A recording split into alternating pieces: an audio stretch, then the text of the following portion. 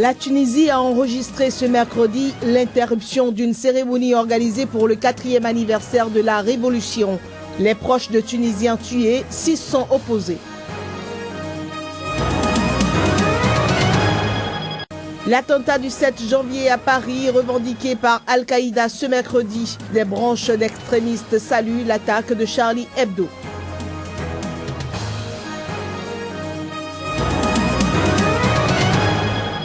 Aux Philippines, des millions de fidèles attendent l'arrivée du pape François. C'est la première fois qu'il se rendra dans ce bastion de l'Église catholique en Asie.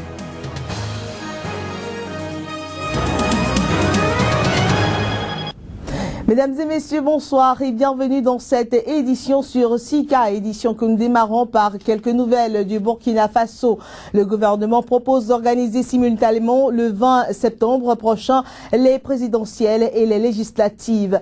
Le ministre de l'administration territoriale a également proposé le 8 novembre prochain pour l'organisation des élections municipales. Eh bien, le commissaire à la paix et à la sécurité de la Commission de l'Union africaine, Ismaël Chegui, a indiqué que des consultations auront lieu lundi entre le gouvernement, la société civile et les partis politiques pour fixer les dates définitives de ces différentes élections. Boko Haram, plus violent que jamais, problèmes économiques, corruption endémique. Dans un mois, les Nigériens voteront pour des élections présidentielles et législatives cruciales pour la première économie et le pays le plus peuplé d'Afrique. Le duel s'annonce serré le 14 février entre le président sortant Goodluck Jonathan, 57 ans, et l'ancien dictateur militaire Mohamedou Buhari, 72 ans, candidat pour la 4e fois. Pour certains observateurs, un second tour pourrait être nécessaire. La sécurité est le thème central de la campagne. Dans un mois, les Nigérians voteront pour élire le futur président de la première économie d'Afrique. Goodluck Jonathan va tenter de briguer un second mandat le 14 février face au principal candidat de l'opposition, l'ancien général Mohamedou Buhari. La campagne électorale est dominée par le thème de l'insécurité, alors que le nord-est du pays est ravagé par les attaques du groupe islamiste Boko Haram. Des attaques meurtrières qui alimentent les critiques contre Goodluck Jonathan. Alors le président sortant cherche à séduire les jeunes en attaquant son opposant sur son âge. Allez-vous revenir dans le passé? Voulez-vous aller de l'avant? Le Nigeria va de l'avant. Le Nigeria est pour les jeunes. Le Nigeria n'est pas pour les vieux. Les jeunes doivent redéfinir ce pays. En face, l'ex-général Mohamedou Buhari, 72 ans, se présente pour la 4e fois à la présidence. Musulman et originaire du nord du Nigeria, il s'est forgé une réputation d'incorruptible au fil des années. Un atout important dans cette puissance pétrolière, gangrénée par les détournements d'argent. Je n'ai pas été nommé candidat parce que je suis mieux que tous les autres candidats. Je le vois comme un hommage et une marque de confiance pour porter le flambeau de l'union pour sauver notre cher pays, Nigeria, de ceux qui l'ont conduit dans l'état actuel d'insécurité, de pauvreté. Dans les rues de Lagos, capitale économique du pays et bastion de l'opposition, le besoin de changement est dans tous les esprits. La menace islamiste effraie, tout comme la situation économique. Le Nigeria est un grand pays, c'est un pays paisible, c'est un grand pays et nous avons besoin de paix. Les gens souffrent au Nigeria, nous souffrons dans ce pays. Pas de bonnes routes, pas de bons hôpitaux, pas d'électricité en continu, pas d'eau potable, pas de transport, rien n'avance au Nigeria. Mais le scrutin pourra-t-il se tenir dans de bonnes conditions ? La commission électorale a d'ores et déjà indiqué qu'il était impossible d'ouvrir des bureaux de vote sur l'ensemble des États où sévit Boko Haram. Des irrégularités sont à craindre. Clairement, les forces de sécurité doivent faire plus pour protéger les gens, non seulement avant les élections, mais en général. Nous avons eu une escalade de la violence ces 12 derniers mois, et maintenant, plus de 20 villages et villes importantes sont sous le contrôle de Boko Haram. Donc, davantage doit être fait. Les enjeux sont considérables pour le continent africain. Le Nigeria, avec ses 178 millions d'habitants, est le pays le plus peuplé d'Afrique. En 2014, il est devenu la première économie du continent Malgré une fracture entre son nord sous-développé et un sud prospère où se concentre l'industrie pétrolière. Cérémonie officielle organisée au palais présidentiel pour le 4e anniversaire de la révolution en Tunisie. Eh bien, ceci a dû être interrompu ce mercredi. Des proches de Tunisiens tués ou blessés pendant le soulèvement ont perturbé la dite cérémonie que présidait Béji Caïd Essebsi en protestant énergiquement contre la manière dont les choses étaient organisées. Le président Béji Caïd Essebsi venait à peine de terminer son discours et décorait des personnalités tunisiennes lorsque des cris se sont élevés dans la salle. Certains proches des martyrs de la révolution ont levé le ton pour réclamer justice. C'est la fête des martyrs et non pas une mascarade ou une mise en scène. Ils nous ont fait venir pour assister à une mise en scène et pour applaudir. Nous ne sommes pas venus pour applaudir. Nous sommes tristes. Dieu seul voit notre souffrance. Nous n'avons pas été honorés car le président ne nous a pas mentionnés. Il y a près de 500 martyrs en Tunisie et entre 3000 et 4000 blessés. Vous savez ce que signifie qu'un blessé soit marginalisé aujourd'hui ? Visiblement irrité par ces propos, le président tunisien ne s'est pas empêché de répliquer aux protestataires, soutenant que tous les martyrs seront décorés. Il n'était donc pas nécessaire, selon lui, que la cérémonie officielle de commémoration du 4e anniversaire de la révolution tunisienne soit interrompue comme elle l'a été. Beaucoup d'encre coule une semaine après l'attentat contre Charlie Hebdo. Des voix s'élèvent, qui pour revendiquer l'attaque, qui pour saluer l'attaque. C'est le cas de Al-Qaïda qui s'est approprié cette opération meurtrière à Paris.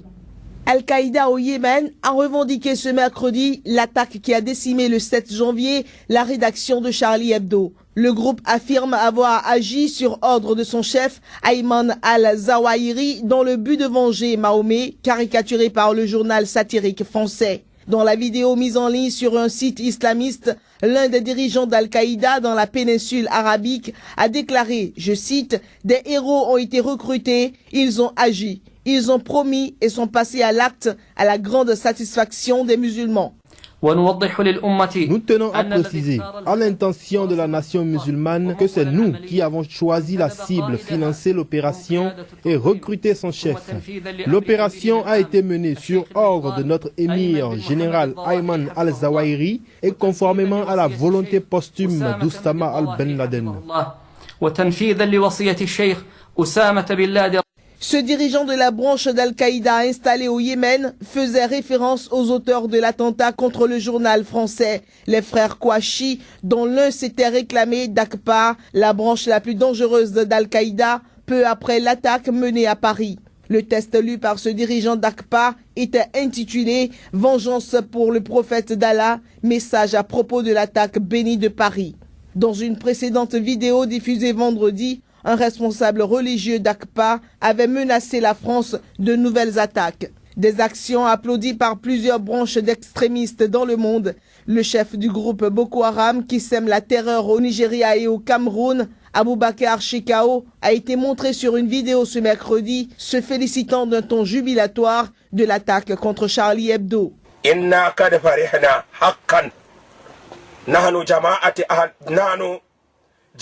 Nous, pratiquants du djihad dans la partie d'Afrique que l'on appelle le Nigeria, nous sommes contents de ce qui s'est passé en France. Dieu est le plus grand, nous sommes contents. Par ce châtiment, leur sang a coulé à l'intérieur de leur pays comme ils essaient de le sauvegarder. Nous sommes contents de ce qui est arrivé au peuple de France dans son pays. Intervenue une semaine après l'attaque contre Charlie Hebdo, la revendication d'Aqpa a coïncidé avec la publication à plusieurs millions d'exemplaires du premier numéro post-attaque du journal satirique. La une de ce numéro représente une nouvelle caricature de Mahomet avec le titre « Tout est pardonné ».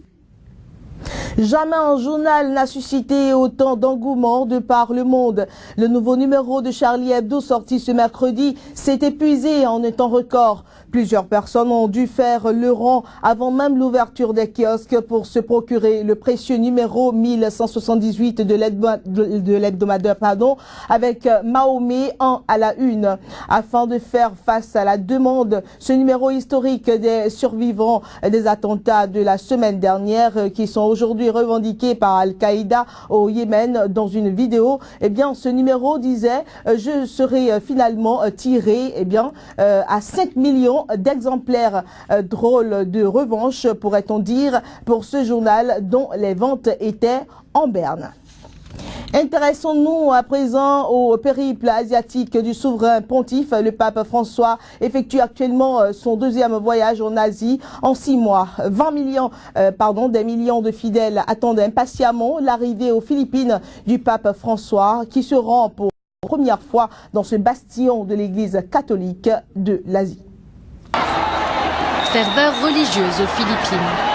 Chaque année, plusieurs millions de pèlerins envahissent les rues de Manille en janvier pour la procession du Nazaréen noir, une statue du Christ vieille de 400 ans qui aurait des pouvoirs miraculeux. Mais encore plus que cette statue, les fidèles attendent cette année la visite du pape François qui doit se rendre pour la première fois dans l'archipel. Cela va renforcer notre foi à nous, catholiques, parce que le pape est le successeur de Saint-Pierre. Nous avons besoin que le pape vienne en pays en ce moment, parce que nous traversons une crise morale. Laquelle? Le mariage homosexuel et le divorce, qui pourraient être envisagés. Avec 80 millions de fidèles, les Philippines sont le bastion de l'Église catholique en Asie. Le pays est le seul endroit au monde où le divorce est toujours illégal, tout comme le mariage gay et l'avortement. Beaucoup espèrent que ce pape, plus ouvert, saura faire avancer l'Église philippine, toujours très conservatrice. Il y a beaucoup d'opposants à l'avortement, mais après, ils ne font rien face à la pauvreté urbaine, face à la pauvreté dans les campagnes. Mais le pape dit que là aussi, il est question de la vie, alors il faut être cohérent. Il faut protéger la vie du ventre de la mère jusqu'à la tombe.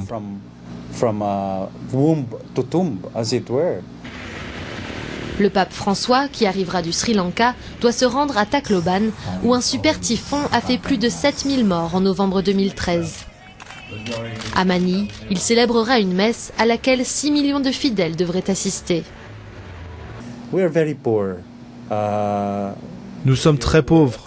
Nous sommes un pays du tiers-monde. Mais même si nous sommes très pauvres au niveau matériel, nous sommes très très riches au niveau spirituel. Nous avons des ressources spirituelles très profondes. J'espère qu'il s'en rendra compte.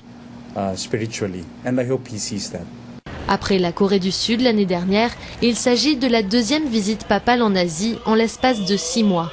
Signe que le Vatican voit l'Asie comme une destination stratégique, terre d'avenir pour le catholicisme.